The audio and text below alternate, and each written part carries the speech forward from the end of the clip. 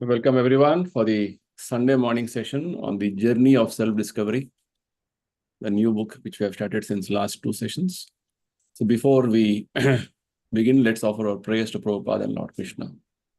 Nama Om Vishnu Padaya Krishna Preshtaya Bhutale Srimate Bhakti Vedanta Swami Namine Namaste Saraswati Deve Gauravani Pracharine Nirvisesha Shunyavadi Paschatya Deshatarine Jaya Sri Krishna Chaitanya Prabhu Nityananda Shri Advaita Gadadhara Shri Vasadi Gaura Bhakta Vrinda Hare Krishna Krishna Krishna Hare Hare Hare Rama Rama Rama Hare Hare Shri Shri Radha Vrindavan Chandrodaya Ki Jai Shri Shri Nitai Gauranga Ki Jai Srila Prabhupada Ki Jai Sai Gaur Premanande.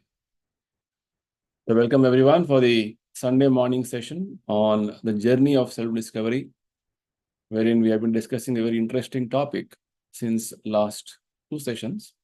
Today will be the concluding session of that particular topic. Topic was the physics of the self, right? So, very wonderful topic, which we will try to understand today, what Prabhupada wants to conclude in this topic. So all these discussions are happening by the inspiration of His Divine Grace Prabhupada, who is so mercifully given us these teachings in the form of books, recordings, and in many ways. Institution. Just following that seriously, sincerely, will perfect our lives. Right? That is what is the purpose of this human life is. To perfect our life means to understand Krishna, then we'll not get one more birth. Now we're going to stop our cycle of birth and death, repetition of birth and death. So, offering our sincere gratitude to Prabhupada, let's have a quick recap of what we discussed in the previous two sessions. So this particular topic basically is a conversation between Prabhupada and one professor of physics in America. And this conversation happened in 1973 in the Los Angeles Center. So this was a professor of physics who was giving or putting forward his points of modern science. And Prabhupada is trying to give the Vedic perspective of the same aspect. Like this, the whole conversation was unfolding. So, when Prabhupada asked a question to the professor, do you know, is this science made discoveries or research on the aspect of the soul? The scientist's or the professor's response was, no such advancement. So Prabhupada said, if you're not made any advancement, then practically you have done nothing in science. Why? Because Prabhupada said, unless the knowledge of the soul is understood, without which everything is only situational or incidental, is of no relevance, right? So knowledge of the soul, Prabhupada said, was very pivot, or it is a central aspect, central point it is. Prabhupada is not discrediting other branches of knowledge, nevertheless, but Prabhupada wanted to impress upon all of us that knowledge of the soul is the most important. There are gradations of importance, Prabhupada said. Now, if you see what is most important, that is knowledge of the soul. Just like in the body also, yes, every part of the body is important. But given an opportunity, the head is considered to be the most important part of the body. Without head, the body cannot function. You're amputated with hands, but even then you can survive. But not with the head. That's the point. So if you comparatively see, the soul or the knowledge of the soul is very important. And when this point was made, the scientist or the professor made a argument that science means what is experimentally verified, right? What you can logically see and experimentally verify, that is what is is science. So Prabhupada said, yes, even the knowledge of soul can be verified in a very logical manner, and very much it can be experimentally proven, right? So Prabhupada was trying to mention that yes, not that knowledge of soul is not logically proven or experimentally verified. It is possible. Prabhupada gave the example of our own body, how I've been changing bodies from the very birth, and I have changed so many bodies, but the person the same person, I am assigning the ownership of all these different bodies which I have passed through, right? So the person I is the self. So it is verifiable very much, and I am changing the body, and I am the same person. My parents are verifying that, yes, you're the same person. Other friends verify that, yes. So that way, it is logically, it can be proved and experimentally verified. And Prabhupada gave the example, understanding of how in our beginning of our life, how it begins when the secretions of a male and female combine. This the soul takes shelter of taking a body, and gradually when the embryo is developing in the body, in the womb of the mother, the consciousness comes at the 7th month. Prabhupada gives understanding from the scriptural evidence, but how it is very much, even modern day scientific understanding with gynecologists, they also say, yes, the consciousness of the embryo is coming at 7th month. So this is verifiable. And Prabhupada said, in fact, scriptures give us much more understanding. The child in the womb, 7th month, when it gets consciousness, it is praying to the Lord that when I come out of this womb, I will only do your service. Somehow I am engaged, or rather I am entangled within the body and going on in the cycle of birth and death. This time when I come out, I'll only want to serve you. This is what the child wants to, is praying. But once it comes out, it forgets everything. So Prabhupada gives this much understanding also with regard to how wonderfully our situation is. We have prayed to Lord that we will do His service, but somehow we have forgotten. Prabhupada says how when the child comes out of the womb, it is important that the situation or the environment around the child is going to influence very much. A child wants to do service to Krishna, but the child is not given the opportunity, then it will become a little discouraging. Right? So Prabhupada says if the parents are actually practicing devotion to Lord Krishna, it will be very congenial. And it's parents' responsibility to see that the children are given this opportunity for practicing the devotional services. And further, Prabhupada said, when a specific question was asked by the scientist, the professor, what is the destination of Krishna devotees? Prabhupada said, we're going back to Krishna. Right? Our destination is that we'll go back to Krishna. Krishna has confirmed this in the Bhagavad Gita. Janma karma chame divyam evam yo veti tattvataha tyaktva deham punarjanma naiti. We just, after leaving this body, because we are absorbed in devotion to Krishna, then at the end of our life, once we leave this body, we go back to Krishna Loka. Prabhupada very clearly, categorically mentioned this. So we are very clear about our goal or destination in our life. Whereas others are not aware. Others don't know where they want to go or where they will go. They will get different bodies. Right? So Prabhupada was trying to explain how, in the context of other people, other personalities, they are totally unaware of what's going on in their life. Right? What is the, where I have come from, where I'll go further, no idea. Whereas with regard to a devotee of Krishna, it is very specific, very clear. Krishna has very clearly given instruction that yes, after you leave this body, you're going to get one more body. That is in spiritual world. So getting a body is a fact. If you are not Krishna conscious or a devotee of Krishna, you will get one more material body. Now, Prabhupada said, in fact, when the professor was again putting an argument, how are you so sure? Prabhupada said, yes, you see around you, there are so many people, so many living entities, so many other animals, beasts, birds. What are they actually?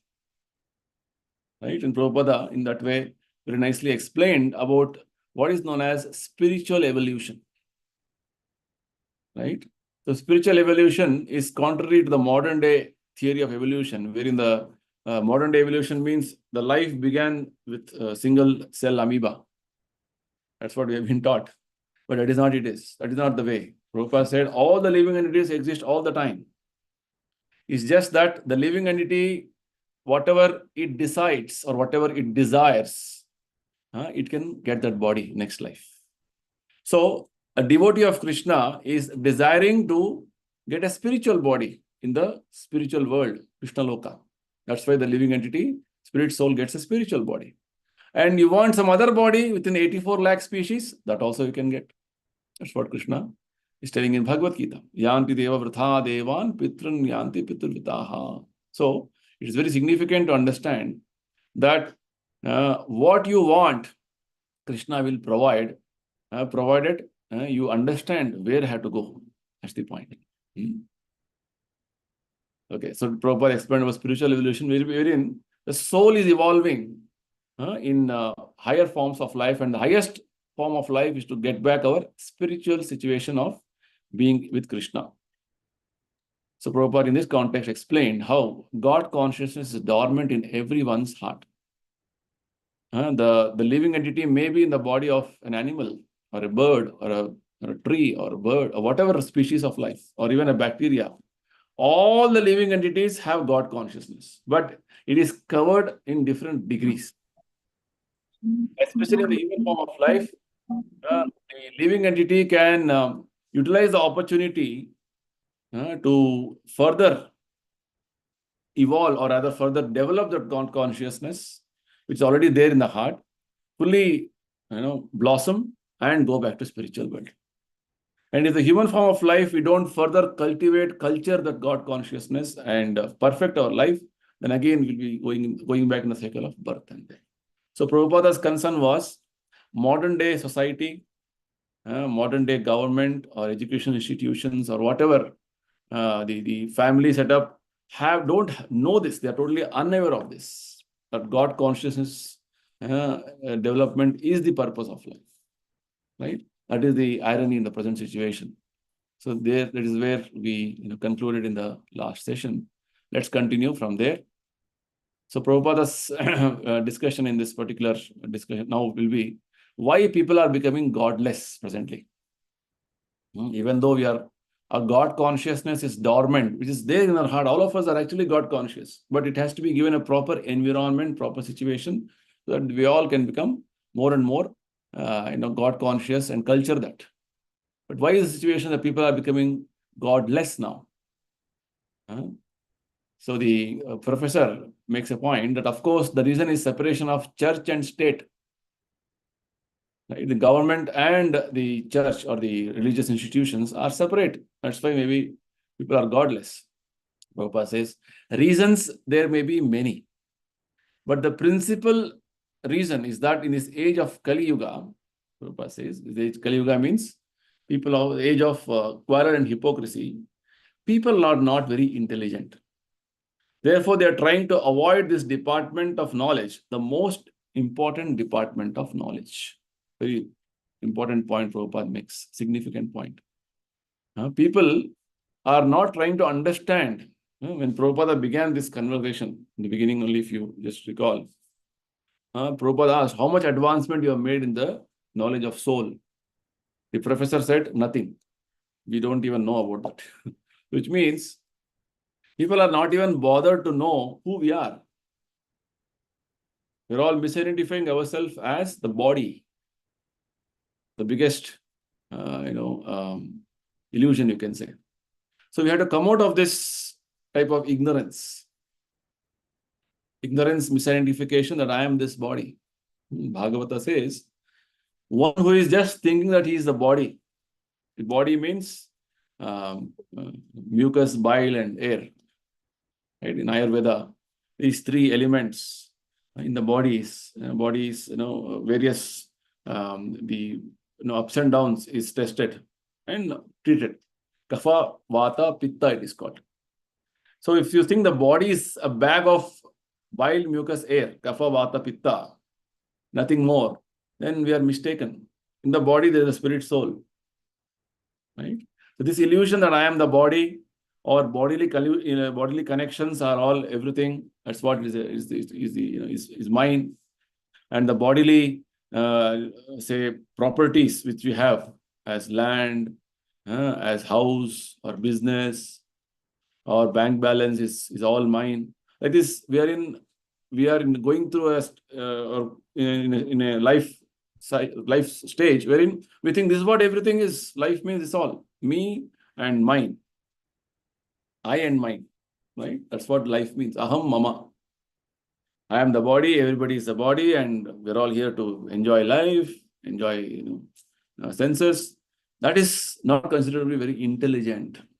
When Prabhupada says people are not very intelligent, it only means that we have not developed or graduated from the level of animalistic thinking. Right? When sometimes when somebody is not showing his common sense in normal activities, also we say you're a fool, dull, not intelligent. Intelligent means basically to at least understand I am spirit soul, and my activity should not be at par with animalistic way of life. What is animal life? Ahara, Nidra, Bhaya, Maithuna. People are busy with these four activities only.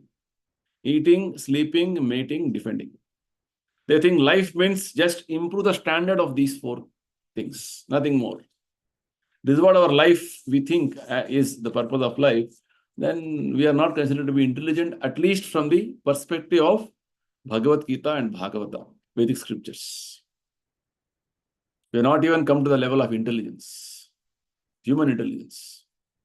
So therefore, the animals are not worried about whether I am spirit, soul or body. They are all busy thinking I am the body and just enjoy the body, enjoy the senses of the body. So they are trying to avoid this department of knowledge, the most important department, because of this less intelligence. It's like telling a small child, it doesn't know the value of the currency. If you give him 2,000 rupee note, it'll just bundle it, or it'll just crumble it, and maybe it'll tear it also. Like that, we don't know the value of our life, human form of life. That's why we are called less intelligent right now, dull. And they are simply busy in the departments of knowledge in which the animals are also busy. What we discussed just now. Your advancement of knowledge is comprised of four things: eating, sleeping, mating, and defending. Busy in only these four things. All knowledge, whatever you analyze, every department of knowledge, whatever you're doing, even government of any country, any state, what is it trying to function in what way? It's trying to see that the citizens are getting enough food security is there, people are getting proper shelter. Shelter means, they have enough proper facility for sleeping, proper facility for defending themselves from the different climatic upheavals, right? So what about mating? Yes, government is having different schemes. In fact, I was just reading a news recently.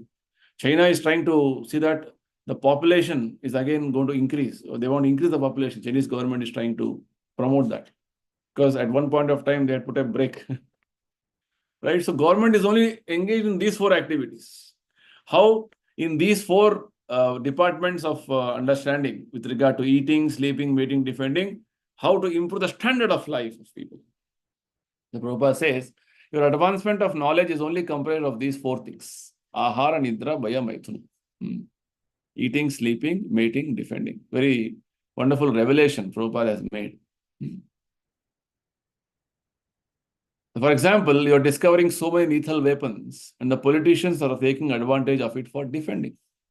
Right? Ongoing, so many wars going on right now, all over the world. What are they defending for? They're trying to see that, my interest is not taken care of. We would like to occupy this part of the land. or you are aggressive on us. We want to defend ourselves. So like this, you can see what is going on all around. It's only defense, defense, defense.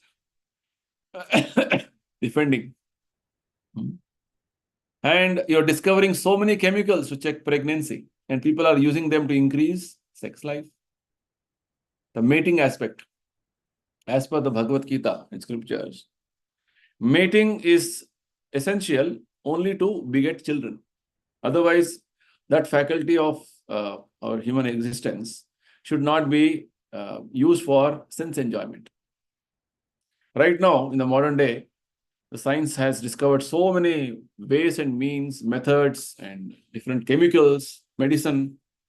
Yes, you can freely have intercourse or sexual relationship. And when you don't want a child, you can check the pregnancy. People are just, it's unwanted pregnancy, you can stop. Right? No pregnancy is unwanted, because when a child is taking shelter in the womb of a woman, it is all through the arrangement which Lord has made. Right? And you are forcibly trying to take remove that living entity from the womb, which means you are forcibly trying to take out a person from an apartment. It is sinful. Some people are not aware how checking pregnancy in different ways and means, in terms of abortion or taking some contraceptions, is all big sinful activity.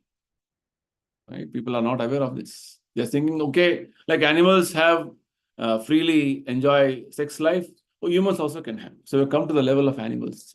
We have to understand the background with which Prabhupada is saying. When Prabhupada says mating, we are behaving like animals. Right? You want to just have sex and no responsibility. Further, Prabhupada says, this is how the whole situation is. So, people are not intelligent. Why? This is the reason why people are godless. People are busy in 4 things. So one more different question this professor asked to Prabhupada about Prabhupada's opinion about moon mission. What do you think about the moon mission? Because the answer which Prabhupada gave earlier for the question of why people are godless was very obvious. So he didn't have nothing to say. Then this professor is asking, what about the moon mission? Prabhupada says, that is also sleeping. You have spent so much money to go there and sleep. That's all. Otherwise, what can you do there? You see, such a direct and frank answer. Whatever you discover, wherever you want to go in different planets, what do you want to do? Same things you want to repeat. People go to different destinations nowadays, right? Very, wonderful, peaceful location. What they want to do? They go there, eat, sleep, mate. That's all. Mostly relaxing. They want to unwind themselves with the busy schedule they have every day. I just want to go and relax, sleep. Right? So Prabhupada says, and the mission of moon, which was so much advertised in the American country, with regard to, oh, you have gone to moon, you have done this, you have done that. Prabhupada says only sleeping. So much money are spent, go there and sleep. That's all. Otherwise, what you can do there? Which means Prabhupada is trying to tell that in every planet, in every situation in this material world, any living entity is only after these 4 activities: eating, sleeping, mating, defending. Very wonderful revelation. So this professor is trying to justify. No, you go there and learn. You get so many rocks, so many things. So Prabhupada says, you go there and sleep. That's all. Sleeping. You are spending billions and getting nothing in return. Right? So basically, Prabhupada in different contexts has told about this moon mission, how it is all a farce. Actually, going to moon is not easy, first thing. Going to moon requires not your vehicle, mechanical vehicles like Sputnik or some space shuttle. It requires a proper Vedic method to go there. And even if you have gone there, whatever ways and means you're telling, what are you going to do there? It's like there was advertisement that, oh, we're going to sell land in moon and Mars. You can all own that, and for what? And 4 activities of eating, sleeping, mating, defending.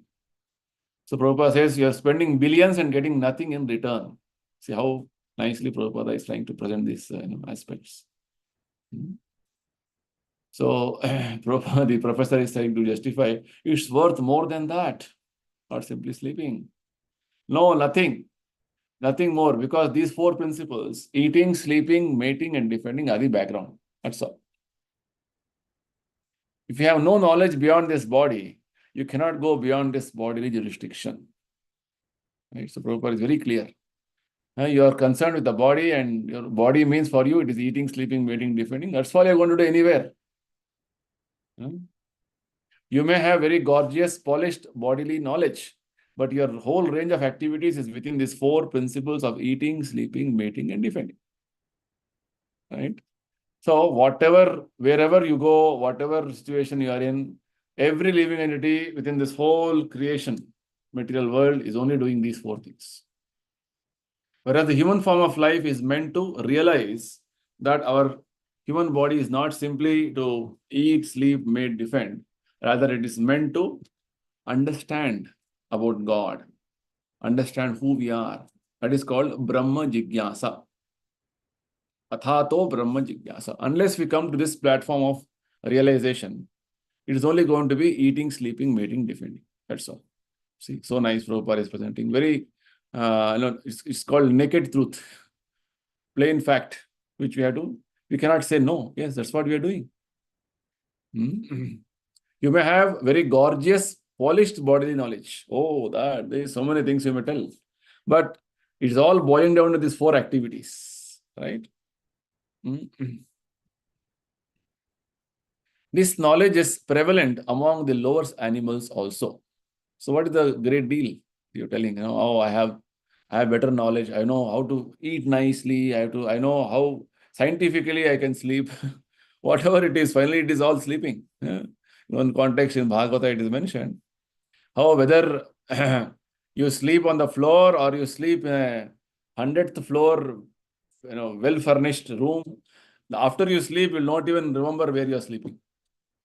The enjoyment of sleep is the same. Whether a dog is sleeping on the floor, in open area, or you sleep in a high-rise apartment with well-furnished room, the same. The experience is the same. So what is the big deal? That's what Prabhupada want to say. So see, this is how the Acharya, spiritual master Prabhupada, is trying to enlighten us. He's trying to smash our ignorance and bring us to the platform of right understanding, right knowledge. Otherwise, we're simply going on in ignorance as unintelligent people. Prabhupada is trying to make us intelligent. So when Prabhupada says people are not intelligent, all this matters. It's what it means when people are not intelligent. Right? So this knowledge is prevalent of eating, sleeping, mating, even in lower animals. Everybody is doing this. Every living entity is doing this. They know how to eat, they know how to sleep, they know how to have sexual intercourse, how to defend. Every living entity. Insect also knows. So Prabhupada is terming this modern comforts of life is only polished animalism only. But they don't know anything about nuclear physics. This professor is putting a point. Okay, you may say animals are also doing eating, sleeping, mating, defending, but they don't know about nuclear physics. So Prabhupada says, that doesn't mean that you're improved over the animals. You may have one department of knowledge, which you may think it is relevant, but how does it improve you over the animals? Very direct, challenge Prabhupada is making. The same thing, only polished, right? How it is polished, Prabhupada says, you're improving from the bullock car to the car. That's all. Simply a transformation of material knowledge. So this is what is going on presently. Right? You are trying to say that, oh, now I don't eat like animals outside on the floor and all. I have a nice dining table. Right? I sleep in a very nice furnished home with very wonderful up-to-date lighting facility, up-to-date other comforts. So when I sleep, I feel very soft and very nice, very good. So Prabhupada is telling, maybe you're improving from bullock car to car, but it is only transformation of material knowledge only, right? From this when you have transformed yourself to a better comfort of life, does it mean that you are going to come out of this cycle of birth and death? No. It has improved. The modern technology or the modern science, modern way of understanding has improved the standard of life. Yes, you may say, but is not solving your problem. So the professor is again putting a point. There is knowledge about the structure of the physical world. We know about nuclear physics and so many things. Prabhupada says it's a waste of energy, because in your activities, you cannot go beyond this bodily restriction of eating, sleeping, mating, defending. A very significant point you have to understand. What is the bottom line? Nuclear physics. With the discovery of nuclear physics, or with the advancement of any branch of knowledge, if you can solve the problems of life, eating, sleeping, mating, defending, then it is agreed, okay, you have made advancement. This was the first question Prabhupada put. What have you made advancement in the department of soul, knowledge of soul? The scientist, the professor agreed, nothing. So any department of knowledge which is not actually helping you from the spiritual perspective, Prabhupada says, a waste of energy. Because in your activities, will not go beyond these four things. Anything you discover, anything you invent, is only you're trying to improve the standard of eating, sleeping, mating, defending. That's all. So what is the big deal? So Prabhupada is saying to smash the over-intelligence of a scientist and a professor. Prabhupada says, nice example. The dog may sleep on the ground and you may sleep in a very nice apartment. But when you sleep, your enjoyment and the dog's enjoyment are the same. Right? We discussed on this. Right? You may have so many electrical appliances and other material conveniences. But when you sleep, you forget everything. The experience of sleep is the same. Therefore, this gorgeous sleeping accommodation is simply a waste of time. Sometimes the modern day thinkers or modern day advanced people, they say, our Vedic civilization is very primitive. Primitive, maybe you are, because you don't know what is the purpose of life.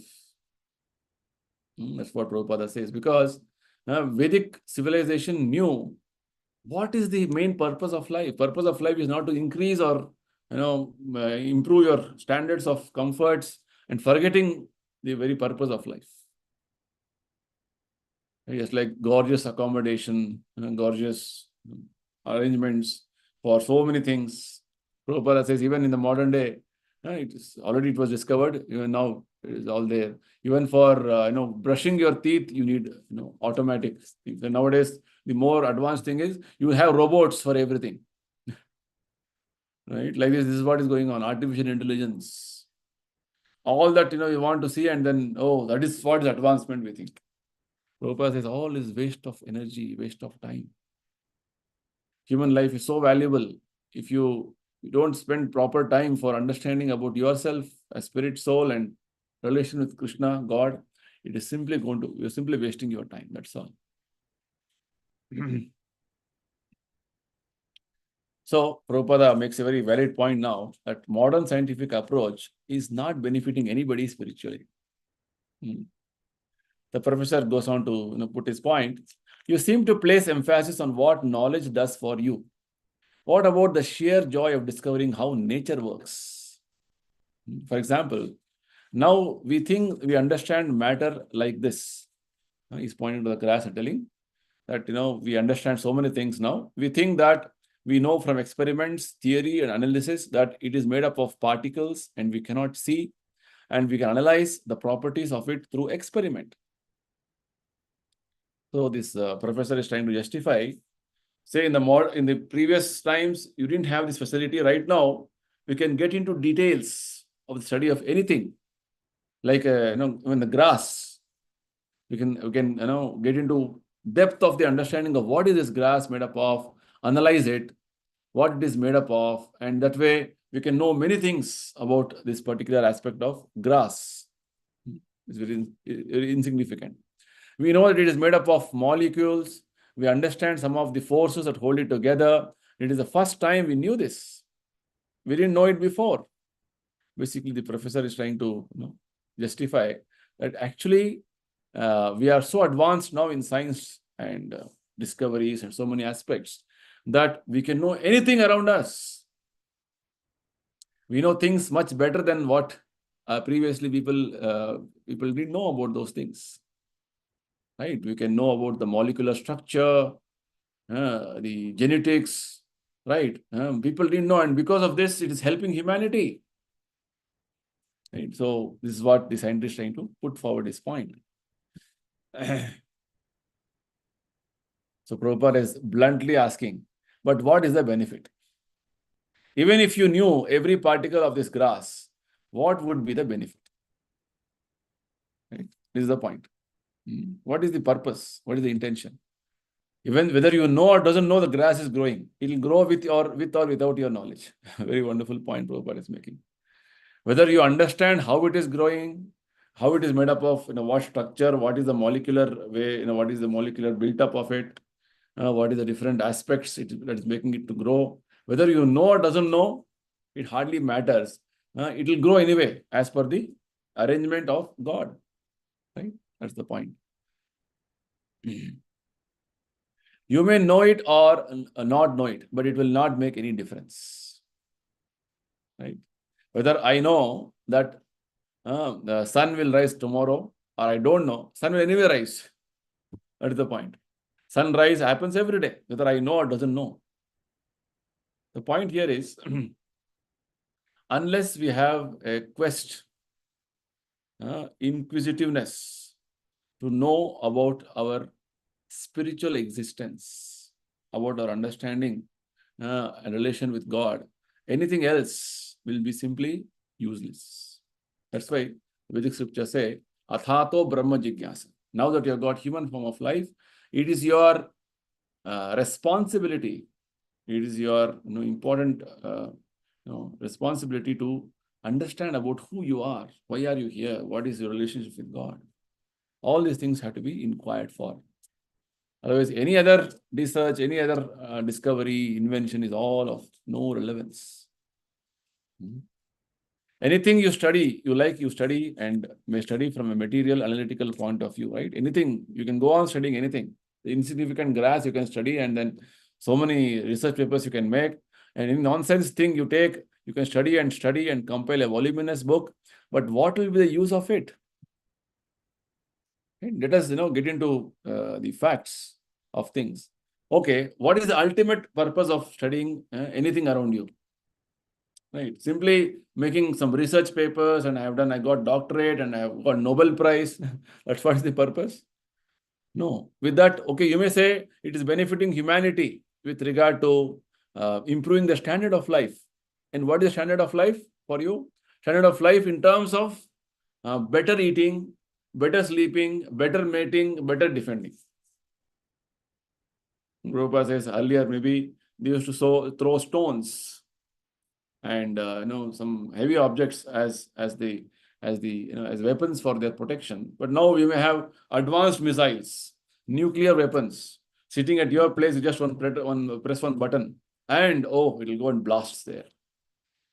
So has it improved with regard to your spiritual understanding or spiritual standard of life about who you are? Rather, they are only accelerating the death for you. And they have increased a lot of anxiety and fear in everybody. Because nuclear weapons are there with everybody right now, in every nation. Who will press the button when? Nobody knows. It is very tense situation everywhere. Very vulnerable all of us are right now. Right? So this is the situation right now. So Prabhupada says, any nonsense thing you take, you can study and compile a voluminous book, but what will be the use of it? So this professor is trying to put a point. I seem to view the world as a sum of its component parts.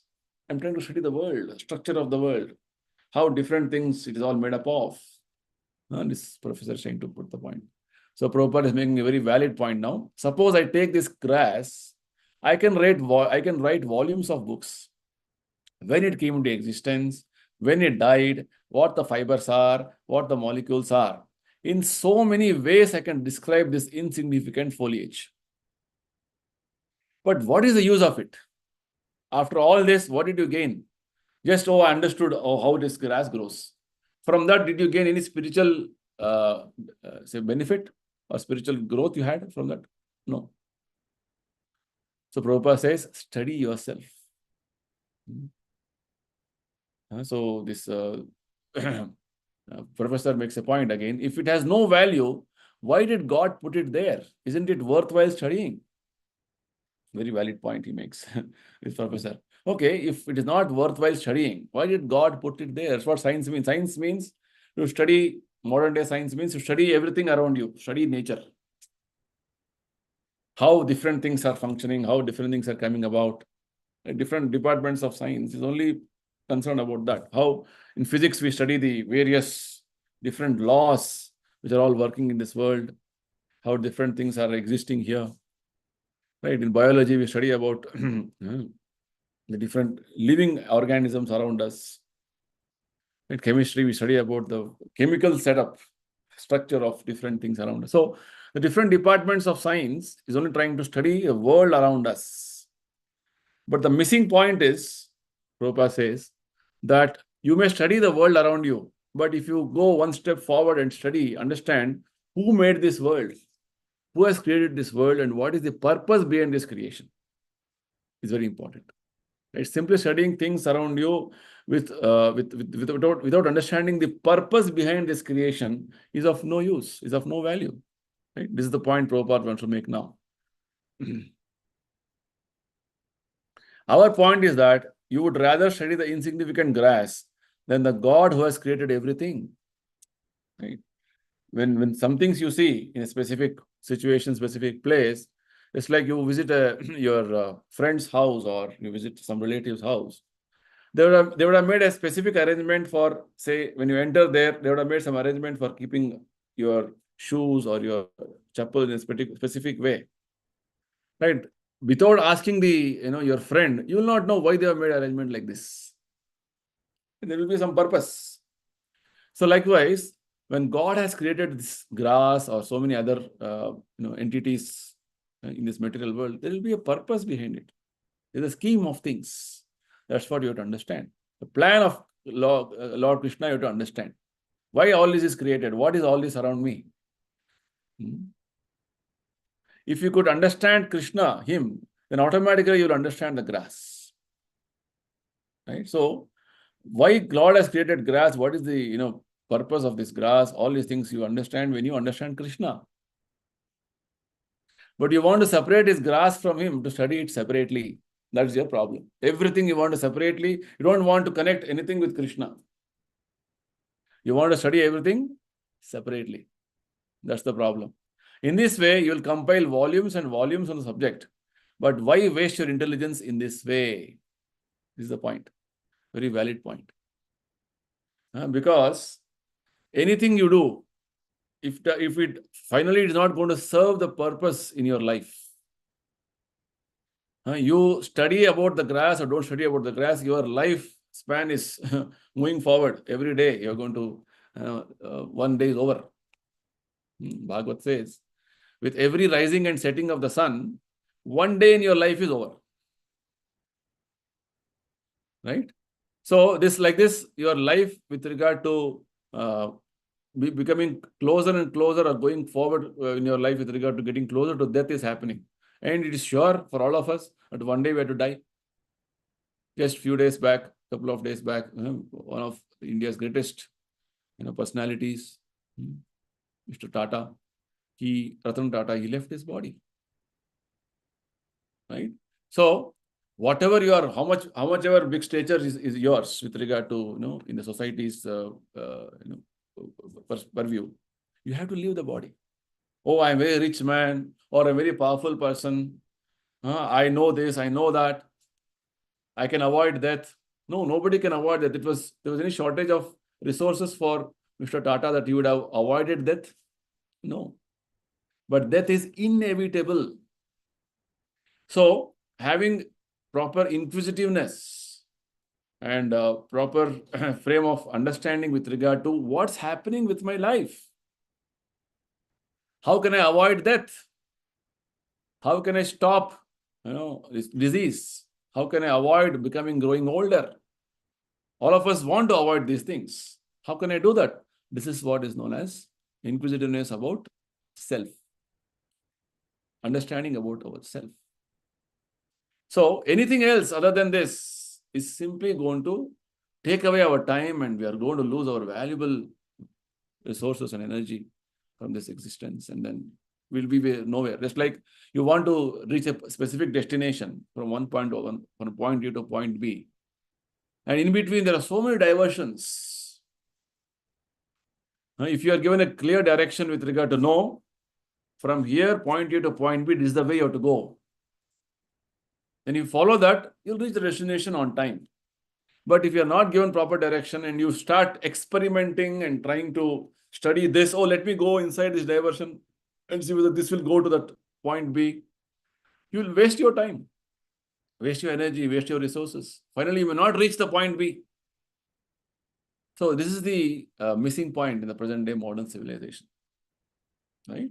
You may be a big scientist, you may be a big philosopher, you may be up-to-date a debate person, or you may be best of the best people in the world, a big industrialist, a big rich man, whatever it is. If you don't have the understanding of who you are, why am I here, then all your things, all your other accomplishments, all your other, whatever achievements are all of no use. Prabhupada gives an example of zeros. 1 0, okay, I have 100 zeros. 100 zeros also will not make any value. It's only one big zero it is. Or billion zeros. No. Unless you have the spiritual understanding that I am spirit soul, I am part and parcel of Krishna, that one is required to make that zero valuable. That's the point. Okay. So Prabhupada says, in this way you can compile volumes and volumes on any subject, but why waste your intelligence in this way? Prabhupada gives a nice example. The branch of a tree is beautiful as long as it is attached to the main trunk. But as soon as you cut it off, it will dry up. Right? Very wonderful example. You have to contemplate on this. And the tree is beautiful as long as it has all its various branches and the foliage and everything. But if you cut off the branches from the tree, main trunk, it will not look beautiful. The branches will dry up. It will not have that main connection. Right? Similarly, therefore, what is the use of studying the dried up branch? It is waste of intelligence. Indirectly, Prabhupada wants to hint out that unless we study the world around us in connection with Krishna, how Krishna has created this world, how God has so wonderfully made this arrangement, and there's a purpose behind this creation, there's a plan behind this creation. Otherwise, simply you're studying the dried up branch and not having any connection with Krishna. What is the use? Prabhupada says waste of intelligence. It utter sheer waste of intelligence. Such study. Like this, that is what is going on in the modern day education, different departments of knowledge, whatever you may call it. Very bombastic and big words. Oh, this department, that department. You have made this advancement. But everything you're studying, disconnected from the creator. That is the problem. You are not understanding where from this has come and what is the scheme of things behind having this arrangement. That is the problem. So this professor is very sincere and trying to ask why it is a waste. Prabhupada says, certainly it is a waste because the result is not useful. Prabhupada explains. Well, what is useful for this? Prabhupada says, it's useful to know yourself, what you are. Why is knowledge of myself better than knowledge of a plant? Prabhupada says, if you understand what you are, then you understand other things. Right now, the ignorance of myself is also keeping you in ignorance of everything else around you. You should understand that you as spirit soul has got a body. So likewise, there are so many other entities, living entities, who have got different bodies. And why they are getting different bodies is again a science. Spiritual science, which Bhagavad Gita is explaining. So Prabhupada comes to the direct point. If you understand what you are, then you understand other things. Right? So this is called Atma Tattva, Atma Jnana, self-knowledge. This is important. I am a spirit soul. I am passing through so many species of life. But what is my position? I don't wish to die because I'm afraid of change. I'm afraid to change bodies. Therefore, I'm afraid of death. All of us are afraid of death. Why? The whole world is trying to tell nations in the Middle East, don't fight. Nobody wants to fight. Nobody wants war. Nobody wants to see that people are dead. Everybody wants to live, go on living as long as possible. Right? So, whereas death is inevitable, this is what my position is. I don't wish to die, but I am forced to die. So I'm afraid of death. Right? This question should be raised first. I don't want unhappiness, but unhappiness comes. Why is it so? This is called Brahma Jigyasa, or the inquisitiveness about our own self. I don't want death, but death comes. I don't want disease, but disease comes. Right? I don't want to become an old man, but old age comes anyway. These are all harsh reality in our lives. What is the reason that these things are coming by force? Who is enforcing these things? I do not know, but these are the real problems. Right? So, trying to solve the real problem of our life is what will make you actually successful in our life. Rather than trying to understand so many other things which is not relevant, which means the destination of our life is to know why am I here and what is the purpose of life and align ourselves in that direction. I don't want excessive heat, but there is excessive heat. Right? Why? Why? Who is enforcing these things? Why are they being enforced? I don't want this heat. What have I done? Now winter is going to start very soon. We have too much cold. Why is so much cold? I don't want cold. I want a very pleasant weather always. But you are forced to experience that weather. Why is it so? So these are real questions and not just studying foliage and writing volumes of books. So Prabhupada is bluntly telling why it is waste of time, why it is misuse of intelligence. Studying so many things around you without having relevant understanding about yourself. It's waste of energy. Prabhupada says, study yourself. Right? So this is the very wonderful presentation Prabhupada is making and explaining that there are serious concerns and issues with ourselves. You go on studying something and finally over. Life is over, which means you leave the body and go. Where you will go, you also don't know. You would have started some work, but it is half finished. Prabhupada gives an example. When Prabhupada was doing business, pharmaceutical business, he says in Prayag, Allahabad, he was, he knew one doctor who told him how one big businessman, he was telling doctor diagnosed and was telling that you're not going to live for more. Say maybe few days you're going to very soon die. So that the businessman is praying, requesting the doctor, please give me 3 more years. I have not completed my business, set up properly. My son is not settled. My daughter is not married. The doctor said, what I can do? I cannot do anything. How life is. Wherever, whatever situation you are in, you have to finish or rather give up that one and go. But we make so many gorgeous arrangements with our life. Oh, this I will do. This planning we have done. That is done. Oh, this will be that phase. This will do. All your plans will be smashed within no time. It will all be abruptly ended. That's why when somebody dies, we always have a comment. Oh, he suddenly died. Nobody dies suddenly. It's all arranged properly in a specific way. But we are not conscious of it. We are so oblivious with our way of this material busyness that we are oblivious of how death is steadily approaching. And when death comes, Lord Krishna says in Bhagavad Gita, I take away everything mercilessly. Mrityu sarva haraschaha. Okay, so we will conclude here and before I close, I'll request for anybody having any questions so that we can take a few questions or clarifications or any comments in today's session.